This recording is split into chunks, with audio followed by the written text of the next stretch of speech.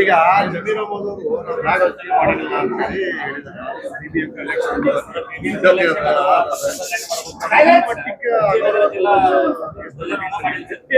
ನೋಡಿ, ಜಮೀರ್ ಅಹಮದ್ ಖಾನ್ ಉದ್ದೇಶಪೂರ್ವಕವಾಗಿ ವಂದೇ ಮಾತರಂ ಗೀತೆಯನ್ನು ಹಾಡಬೇಕಾಗ್ತದೆ, ವಂದೇ ಮಾತರಂಗೆ ಅಪಮಾನ ಮಾಡಲಿಕ್ಕೆ.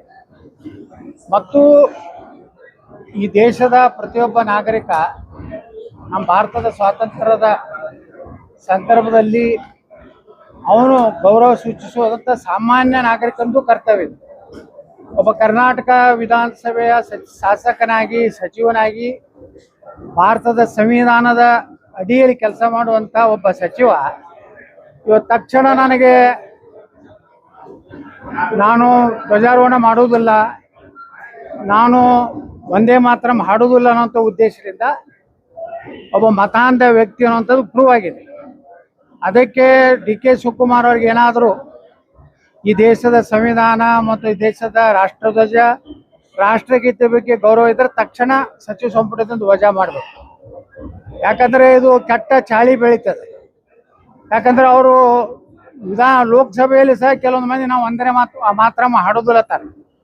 ಮತ್ತು ಯಾರು ವಂದೇ ಮಾತರಂ ಹಾಡೋದಿಲ್ಲ, ಯಾರು ರಾಷ್ಟ್ರಕ್ಕೆ ಧ್ವಜಕ್ಕೆ ಗೌರವ ಕೊಡೋದಿಲ್ಲ, ಅವ್ರನ್ನ ಅವರ ಶಾಸಕ ಸ್ಥಾನ, ಮಂತ್ರಿ ಸ್ಥಾನದಿಂದ ವಜಾ ಮಾಡಬೇಕು. ಸಂವಿಧಾನದಲ್ಲಿ ಒಂದು ಬದಲಾವಣೆ ತರಬೇಕು. ಡಾಕ್ಟರ್ ಬಾಬಾ ಸಾಹೇಬ್ ಅಂಬೇಡ್ಕರ್ ಬರೆದಂಥ ಸಂವಿಧಾನದಲ್ಲಿ ಅಪಮಾನ ಮಾಡಿದ್ರೆ ಅವರ ಶಾಸಕ ಸ್ಥಾನ ಮತ್ತು ಜೀವಾವಧಿಯವರೆಗೆ ಯಾವುದೇ ಚುನಾವಣೆಗೆ ಸ್ಪರ್ಧೆ ಮಾಡದಂಥ ಒಂದು ಸಂವಿಧಾನ ತಿದ್ದುಪಡಿ ಅವಶ್ಯ ಇದೆ ಈ ಜಮೀರ್ ಅಹಮದ್ ಖಾನ್ ಪ್ರಕರಣದಿಂದ ಅಂತ ಅನ್ನಿಸ್ತದೆ.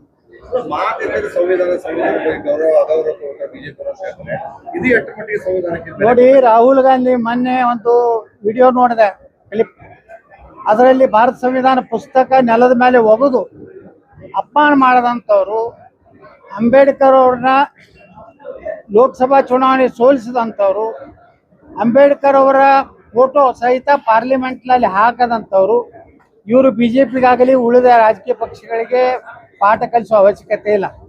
ಸಂವಿಧಾನ ನಿಜವಾಗಿಯೂ ಪೂರ್ಣ ಪ್ರಮಾಣದ ಈ ದೇಶದಲ್ಲಿ ಎಲ್ಲ ರಾಜ್ಯದ ಭಾರತದ ಕಟ್ಟ ಕಡೆ ಸೀಮೆಯವರೆಗೆ ಏನಾದರೂ ಸಂವಿಧಾನ ಇವತ್ತು ಜಾರಿಯಾಗಿದ್ದರೆ ಅದು ನರೇಂದ್ರ ಮೋದಿಯವರಿಂದ. ಯಾಕೆಂದರೆ ಜಮ್ಮು ಕಾಶ್ಮೀರದಲ್ಲಿ ಭಾರತ ಸಂವಿಧಾನ ಇರಲಿಲ್ಲ. ಅಲ್ಲಿ ಆರ್ಟಿಕಲ್ 370 ಪ್ರಕಾರ ಭಾರತದ ಸಂವಿಧಾನದ ಯಾವುದೇ ಕಾನೂನುಗಳು ಅಲ್ಲಿ ಜಾರಿ ಮಾಡಲಿಕ್ಕೆ ಪಾರ್ಲಿಮೆಂಟಿಗೆ ಅವಕಾಶ ಇರಲಿಲ್ಲ. ಮತ್ತು ರಿಸರ್ವೇಷನ್ ಇರಲಿಲ್ಲ ಜಮ್ಮು ಕಾಶ್ಮೀರದಲ್ಲಿ. ಪರಿಶಿಷ್ಟ ಜಾತಿ, ಪರಿಶಿಷ್ಟ ಪಂಗಡದವರು ಕೇವಲ ಪೌರ ಕಾರ್ಮಿಕರಾಗುವಂಥ ಅವಕಾಶ ಇತ್ತು. ಈ ಆರ್ಟಿಕಲ್ 370 ತೆಗೆದ ಮೇಲೆ ಇವತ್ತು ನಮ್ಮ ಪರಿಶಿಷ್ಟ ಜಾತಿ, ಪರಿಶಿಷ್ಟ ಜನಾಂಗದವರು MLA ಆಗ್ಬೋದು, MP ಆಗ್ಬೋದು, ಗ್ರಾಮ ಪಂಚಾಯತಿ ಆಗ್ಬೋದು, ಮುನ್ಸಿಪಾಲ್ಟಿ ಮೆಂಬರ್ ಅಧ್ಯಕ್ಷ ಆಗ್ಬೋದು, ಎಲ್ಲ ವರ್ಗ ಶ್ರೇಣಿಯ ಪ್ರಥಮ ದರ್ಜೆಯ ಅಧಿಕಾರಿ ವರ್ಗದವರೆಗೂ ಸಹ ಮೀಸಲಾತಿ ಯಾರಾದರೂ ಕೊಟ್ಟಿದ್ರೆ, ಬಾಬಾ ಸಾಹೇಬ್ ಅಂಬೇಡ್ಕರ್ ಅವರ ಸಂವಿಧಾನ ಯಾರಾದರೂ ಇಡೀ ದೇಶಕ್ಕೆ ಜಾರಿ ಮಾಡಿದ್ರೆ ಅದು ನರೇಂದ್ರ ಮೋದಿ. ಕಾಂಗ್ರೆಸ್ಸು ಯಾವಾಗಲೂ 370 ಪರವಾಗಿತ್ತು. ಅದು ಎಂದೂ ಭಾರತ ಸಂವಿಧಾನವನ್ನು ಕಾಶ್ಮೀರದಲ್ಲಿ ನಡೀಲಿಕ್ಕೇನೆ ಕೊಟ್ಟಿರಲಿಲ್ಲ. ಹಂಗಾದ್ರೆ ಯಾರು ಸಂವಿಧಾನ ವಿರೋಧಿ, ಯಾರು ಸಂವಿಧಾನ ಪರ ಅನ್ನೋಂಥದ್ದು ದೇಶದ ಜನರ ಮುಂದೆನೇ ಇದೆ.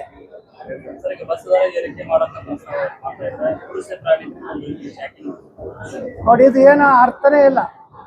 ಇಲ್ಲಿ ಮಹಿಳೆಯರಿಗೆ ಉಚಿತ ಕೊಡ್ತಿರ್ತೀರಿ, ಒಂದ್ ಕಡೆ ಪುರುಷರು, ಮಹಿಳೆ ಮತ್ತು ಪುರುಷ ಒಂದೇ ಮನೆ ಇಬ್ರು ಅವರು ಒಬ್ಬ ಗಂಡನ ಕಡೆಯನ್ನು ತಗೊಂಡು ಹೆಂಡತಿ ಕೊಟ್ಟಂಗೆ ಆಗ್ತದೆ. ಯಾಕಂದ್ರೆ ನಿಮಗೆ ಆಗಲಿಲ್ಲ ಅಂದ್ರೆ, ಲಾಸ್ ಆಗ್ತಿತ್ತಂದ್ರೆ ನೀವೇನು ಉಚಿತ ಕೊಟ್ಟಿರಿ ಅದ್ರ ಪರಿಶೀಲನೆ ಮಾಡಿ. KSRTCಗಳ ಇವತ್ತು ಪಗಾರ ಆಗ್ತಾ ಇಲ್ಲ, ಡ್ರೈವರ್ ಕಂಡಕ್ಟರ್ಗಳು ಸಂಬಳ ಇಲ್ಲ, ಅವರು ಹೆಚ್ಚಿನ ವೇತನಕ್ಕಾಗಿ ಹೋರಾಟ ಮಾಡ್ತಾ ಇದ್ದಾರೆ. ಅದರ ಒಂದು ಪರಿಷ್ಕರಣೆ ಇವತ್ತು ನೀವು ಮಾಡ್ತಾ ಇಲ್ಲ. ನೋಡ್ರಿ, ಎಂತಿಂತ ನಿನ್ನೆ ನಾನು ಅಂಗವಿಕಲರು ಬುದ್ಧಿಮಾಂತರ ಒಂದು ಕಟ್ಟಡ ಭೂಮಿ ಪೂಜೆಗೆ ಹೋದಾಗ ಬರೀ 1400 ರೂಪಾಯಿ, 1400 ರೂಪಾಯಿ ಸಹಿತ ಅಂಗವಿಕಲರಿಗೆ ಕೊಡ್ಲಿಕ್ಕೆ ದುಡ್ಡಿಲ್ಲ ಸರ್ಕಾರದಲ್ಲಿ. 3 ತಿಂಗಳ 4 ತಿಂಗಳ ನಂತರ ಬರ್ತದೆ.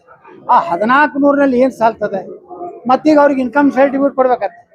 ಅಂದಾಗ ಸರ್ಕಾರ ದಿವಾಳಿ ಆಗಿದೆ ಸ್ಪಷ್ಟ. ಸರ್, ಈಗ ಈ ಗುಟ್ಕಾ ಬ್ಯಾನ್ ಮಾಡ್ತೀನಿ ಅಂತ CM ಅವರು ಪದೇ ಹೇಳ್ತಾ ಇದ್ದಾರೆ.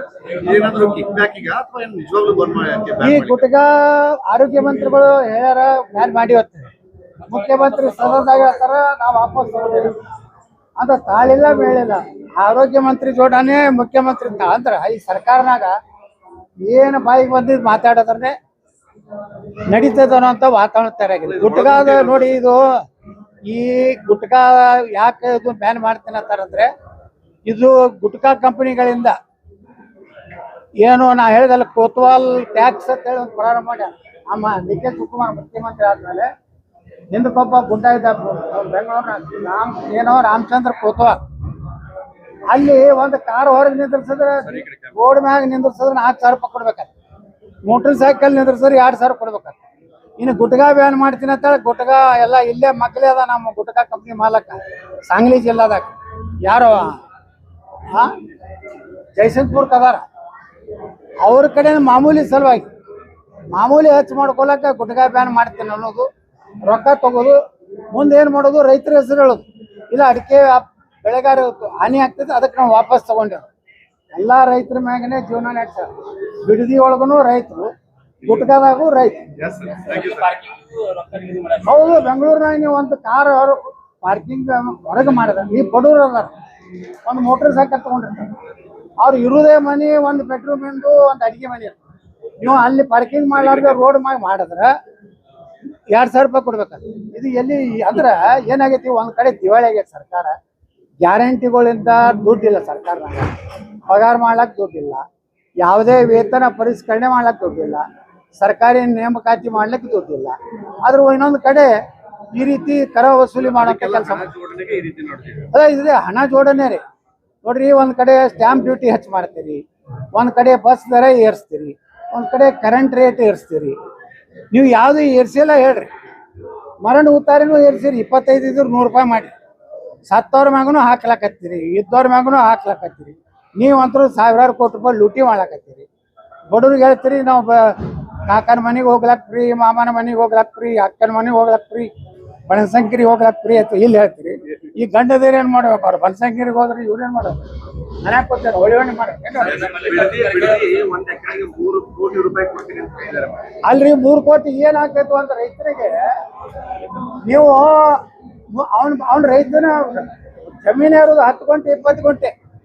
ನಮ್ಮಂಗೆ ಉತ್ತರ ಕರ್ನಾಟಕದಾಗ 20 ಎಕರೆ 40 ಎಕರೆ ಇಲ್ಲ. ಅಲ್ಲಿ ಕೊಡೋರು 10 ಗುಂಟೆಗೆ ಡಿವೈಡೆಡ್ ಬೈ 3 ಕೋಟಿ ಒಳಗೆ ಎಷ್ಟು ಬರ್ತದ? 40-30 ಲಕ್ಷ ಬರ್ತದ. ಅದ್ರ ಮ್ಯಾಗ ಅವ್ನ ಜೀವನ ಉದ್ಧಾರ ಆಗ್ತದ. ಅದಕ್ಕೆ ಬಿಡದಿ ಬಿಟ್ಟು ಮಾಡ್ರಿ. ಚಿತ್ರದುರ್ಗ ಸಾಕಷ್ಟು ಜಮೀನು ಐತಿ, ಎಲ್ಲಿ ನೀರಾವರಿಗೆ ಯೋಗ್ಯ ಇಲ್ಲ, ಎಲ್ಲಿ ಬೆಳೆ ಬೆಳಿಲಿಕ್ಕೆ ಸಾಧ್ಯ ಇಲ್ಲ, ಎಲ್ಲೇ ರೈತರು ಸ್ವಾವಲಂಬಿಯಾಗಿ ಜೀವನ ಮಾಡ್ಲಿಕ್ಕೆ ಸಾಧ್ಯ ಇಲ್ಲ ಅಂತಲ್ಲಿ ನೀವು ಭೂ ಸ್ವಾಧೀನ ಮಾಡ್ರಿ, ಹೊಸ ನಗರ ನಿರ್ಮಾಣ ಮಾಡಿ.